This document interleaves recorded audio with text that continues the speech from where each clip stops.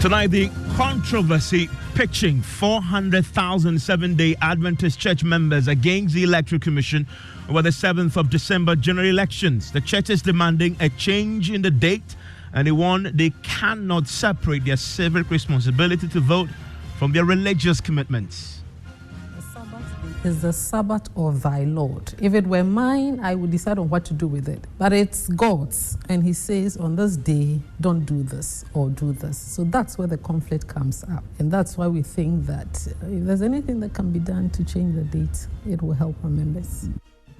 We tell you about the petitions they filed with the Electoral Commission, the Attorney General, and with Parliament. But we also tell you why the proposal is also pitching the Seventh-Day Adventists against the Catholic Bishops' Conference. As they say, the demand is not only unnecessary, but the Adventists should find a compromise. That's what I'm saying, that they have no case. Why should they argue that because Saturday is their day, so it should be brought to Tuesday? I think we just have to tolerance about some of this and make provision, because we are not going to spend the whole day voting, and we don't also spend the whole day in church or in the mosque.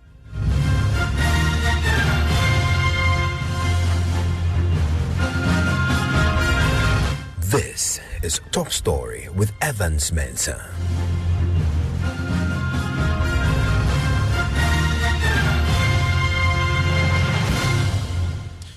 And Top Story is always brought to you by Vodafone. There is religious controversy tonight that is pitching 400,000 Seventh-Day Adventist Church members against the Electoral Commission with the 7th of December general elections. And there is a lot to explain here. The controversy is brewing on this issue. And the Seventh-Day Adventist Church say they cannot separate their civic responsibility to vote from their religious commitments. Now, the church, in separate petitions, first to the Electoral Commission, and we've confirmed that they have indeed sent this petition to the EC. The EC has confirmed receipt, and another one to the Attorney General. The Attorney General says they're yet to receive that petition, demanding also the Parliament steps in with a constitutional amendment. The Electoral Commission is also telling us they are yet now to consider the details of this petition. But the Seventh-Day Adventists say that this year's election should be moved from the conventional December 7th because the date falls on Saturday, which will conflict with the Sabbath, a holiday dedicated to the worship of God. Now, the church says the first or second Tuesday of December will be more convenient to promote inclusive democracy. Well, we've been speaking to the church in an exclusive interview with Joy News' Blessed Soga, the Women's Ministry Director at the Seventh-Day Adventist Church Southern Ghana Union Conference, Solis Asafo, explained that it is the hope of the church that elections will not be held on any religious day in Ghana. Absolutely, and that's a problem. That's a problem for us. In 1996, Ghana, 7 December fell on a Saturday, and Adventists were torn between going to church and voting. Admittedly, religion and politics are two very passionate items. So when you ask somebody to choose either or, you create a problem if they want both. And that's why it's a problem for Seventh-Day Adventists who vote. We are not a people who don't vote. We vote. And so we want to vote. So to have December 7, 2024 being a Saturday poses a big challenge to us, especially for those who do not want to go against their religious convictions and yet also want to vote for their candidates. Voting is a civic responsibility. Honoring the Sabbath is a godly responsibility. That's how we see it. As enshrined in the 10 Commandments, he says you have 6 days to do all your work, but you have to rest on the Sabbath day. And you know, sometimes people don't understand, but in that commandment, it says that the Sabbath day is the Sabbath of thy Lord. If it were mine, I would decide on what to do with it. But it's God's, and he says on this day, don't do this or do this. So that's where the conflict comes up. And that's why we think that if there's anything that can be done to change the date, it will help our members. And now we know that you've sent your petition to the Electoral Commission detailing your concerns and what it is, the challenges you have about December 7th and the need to either move the date to November or try and get a date that will not be a Saturday. Have you taken any other step to raise your concerns to the state and to put across your demands? I think we've started this advocacy since 2021. In December, in 1996, the initiative to have a change or have some special dispensation started rather late. So we left it to members to decide whether to vote or not. So with that as a background, we thought that let's start it early. So in June 2021, we actually had an appearance with the President of the Republic and placed before him our concerns. So he also raised the constitutional issues that may come up and the steps, but obviously gave his support because his government or no government will want to deny its citizens the right to vote. Then in December 2021, there was opportunity for us to present a memo to Parliament, which we did, also reiterating the same points, asking for a date change. We followed that up subsequently by writing to the Electoral Commission in February last year, indicating or making a proposal for a change. What we were proposing was not for a date change, but we were proposing a day. So we proposed in our submission to the EC the first Tuesday or a Tuesday in November or December of 2024. Now we did this against the background that in our recent past, 2011, there were attempts, there were recommendations that there needed to be some election day changes. In 2015, the commission, the late Tamils put together, also made recommendations. Our Transition Act also advocates for an election day change. And then in 2016, there was actually a bill in Parliament, which unfortunately did not garner the majority vote, also asking for a change from December to November. But most parliamentarians thought that EC could not organize an election a month earlier. So we are riding on the backs of these earlier attempts. But in our case, the difference is that, or our addition to this call is that we're asking for a Tuesday in either December or November.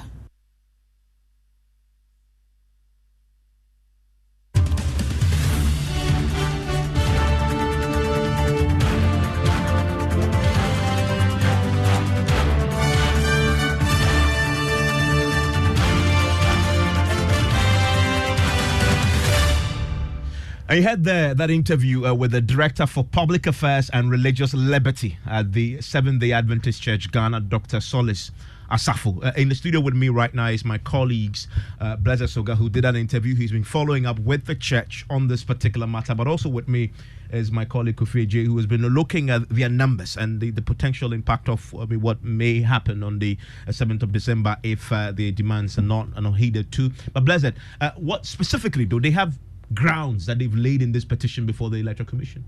Well, we've also intercepted, Evans, a document purported to be that letter or petition reaching to the Electoral Commission signed by Dr. T.T. Okran, who happens to be president of the church. Now, I must state that the church has two leadership or administrative unions, the Southern Ghana Union Conference, which is based in Accra, and the others manning the church up north. And their concern basically is that they point to, first of all, the Constitutional Review Commission report of 2011, which they say makes a recommendation for a possible change of the December 7 date to November 7 as proposed in pages 8, 10 and 11 of the Constitutional Review Commission. They, however, lay their foundation on biblical principles detailing that Saturday is Sabbath, and of course prescribes any member of this SDA church from doing anything apart from worship on the said date. Now, they also point to the need for the Attorney General in this very petition to possibly initiate the process of looking at a review of Article 112, Clause 4 of the 1992 Constitution, because it would then bring up issues of possibly changing the day stipulation and the requirements within the 1992 Constitution on the timelines for the organization of parliamentary and presidential elections. Now, the church says in this petition, just summarizing the claims, that they recognize the fact that there are other religious groupings in the country, a reason for which they are opting for the first Tuesday or second Tuesday in November. Religiously neutral days. Precisely. So to speak. And speaking about that, Islam requires that Friday will be the worship day.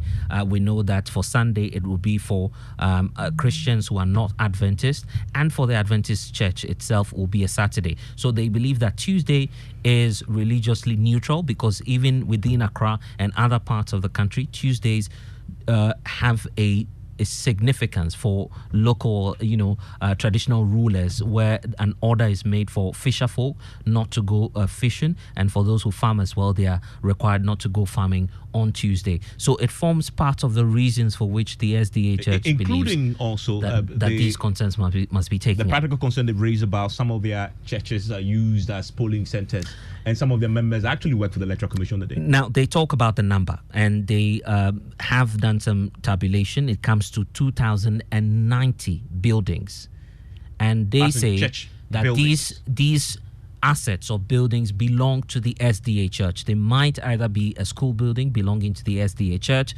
or they are church premises, which are usually used for electoral purposes, a reason for which they would want, a holistic approach, a review of the election date come December 7th. And I'm also interested in they mentioned actually that the Electoral Commission itself has a reform committee report, which, if you pull up, they reference that in making the argument to the Electoral Commission to change the date.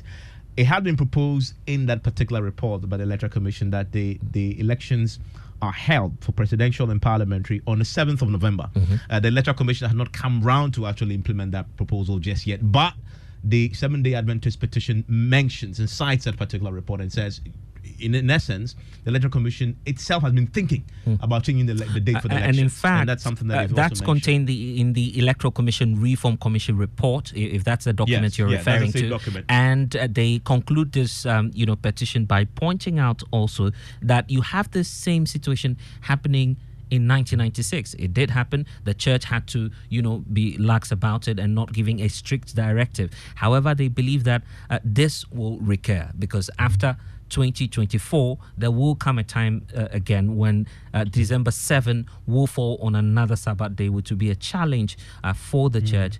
And they believe that it's time to take a second look at this. And Kofi, you've been looking at the numbers for us in terms of the congregation, in terms of the how many people worship as far as the Seventh-Day Adventist Church is concerned. 400,000 we counted, but also some of the specifics that is mentioned, the buildings that may be used for the elections, the number of Seventh-Day Adventist people who may be working for the Electoral Commission who may be affected. So, Evans, we've been finding out from the church's archives and statistics and research department, and the specific number of the Seventh-Day Adventist Church population in Ghana is 395,374. This is as of June 2022. And just as Blessed mentioned, they have two divisions, the Southern Ghana Conference and the Northern Ghana sector of the church.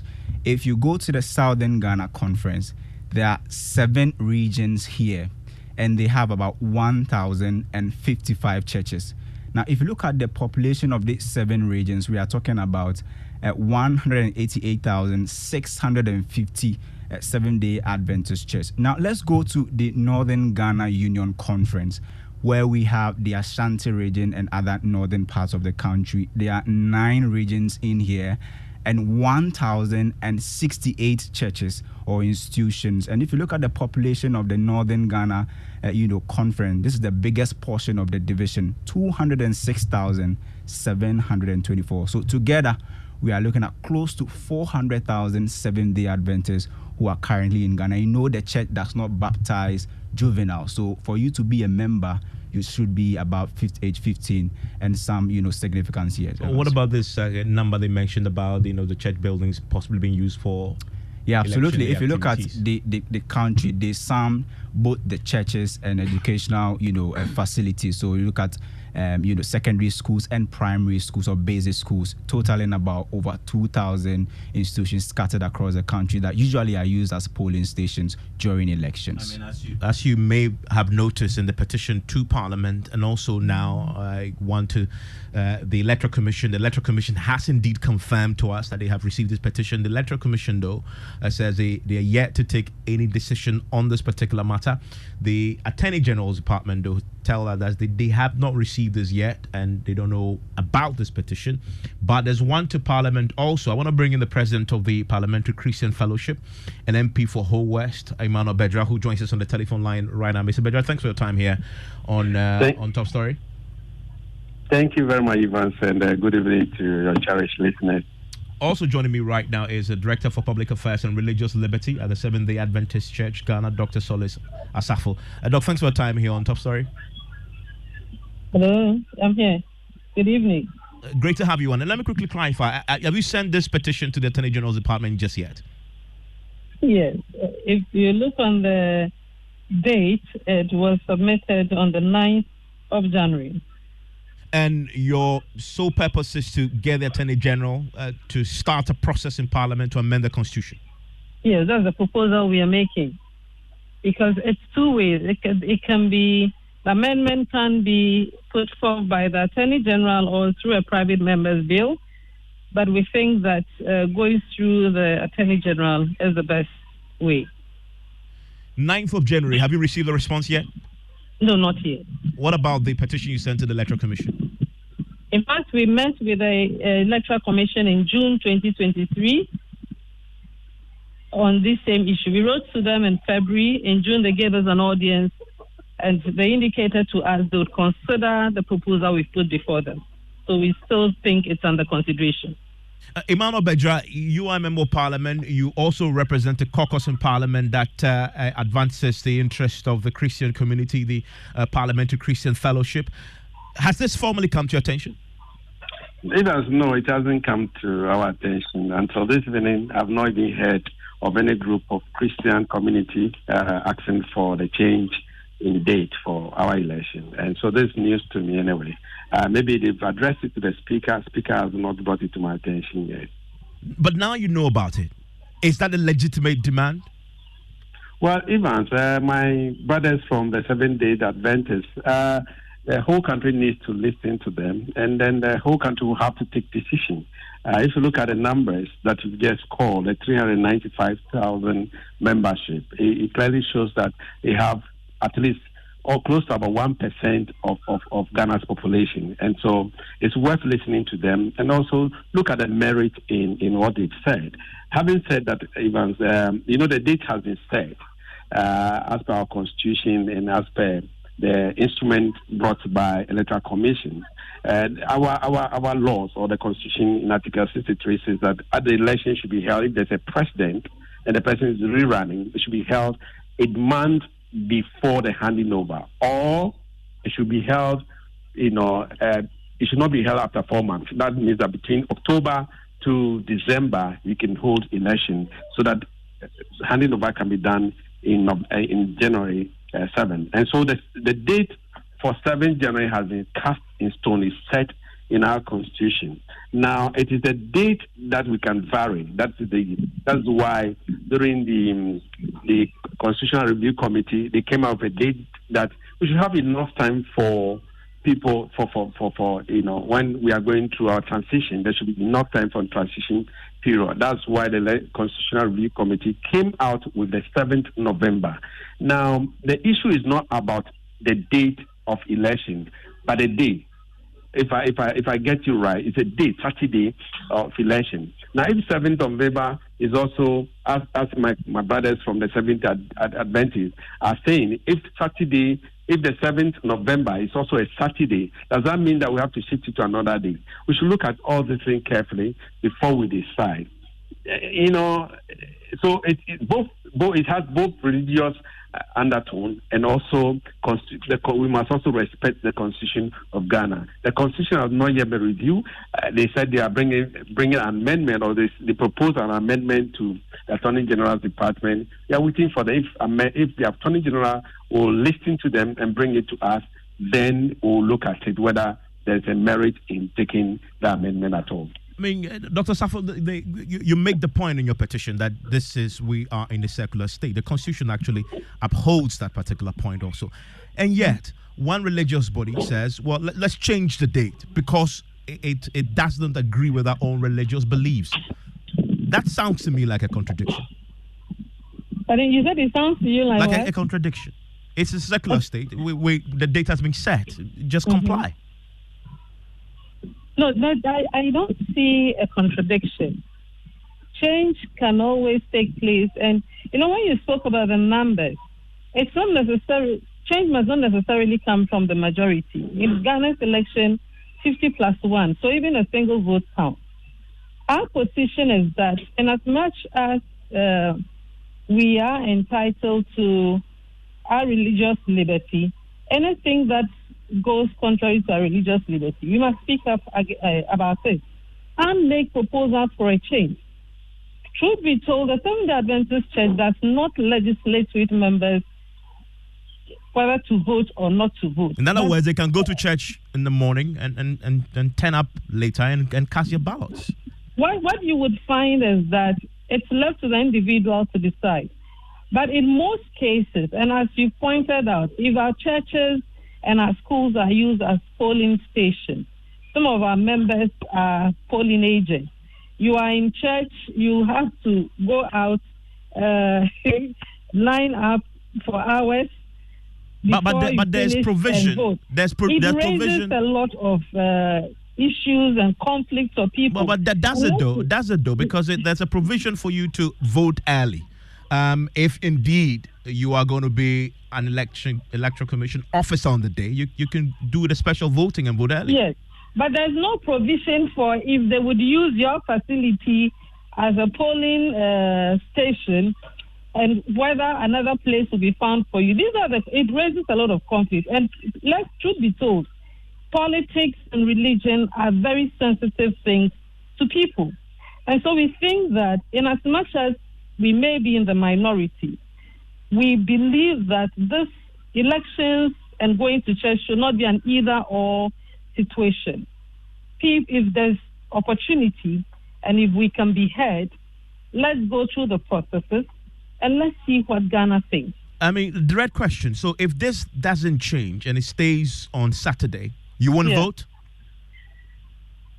That choice will be for the individual member to either vote or not to vote. But if you look at what happened in 1996, majority of Seventh-Day Adventists did not vote when the election day was on Saturday. But that's a choice. That's what we want to avoid. That's a choice that you've made to forego that civic responsibility. Yes. Okay, stay with me. Stay with me. And that's why the institutional body is pushing. If we can have a change, why not? Let me bring in Martin Kpebu right now. He is a paralegal practitioner. He's also a human rights activist. Martin, there's a constitutional question here. This is not entrenched. How easy it is to change this? Evans, if you look at if we're given a straight answer, yes, it can be changed. It can be amended before elections because the main period, the longest period that requires some work to be done, about at least 4 months, which is that I'm just looking at the big ones. Article 291, when it's so 112 that I want to amend, 112, 113, they are non-entrenched. So being non-entrenched, the procedure for amending them is that when the bill is published in the Gazette, so first publication, the second publication should be made at least 3 months after the first. So if you publish it the first time, when we say Gazette publication, it's at Assembly Press next to Accra Poly. So that's where the government Gazette is. So the publication is done there, right? Well, they may change the location physically, but I'm just showing where it is. You can find it in Accra. So if you publish today, make sure that the next time you are publishing is at least 3 months. That bill that you're going to use to amend Article 112, all right, 113. Make sure that the next one is 3 months.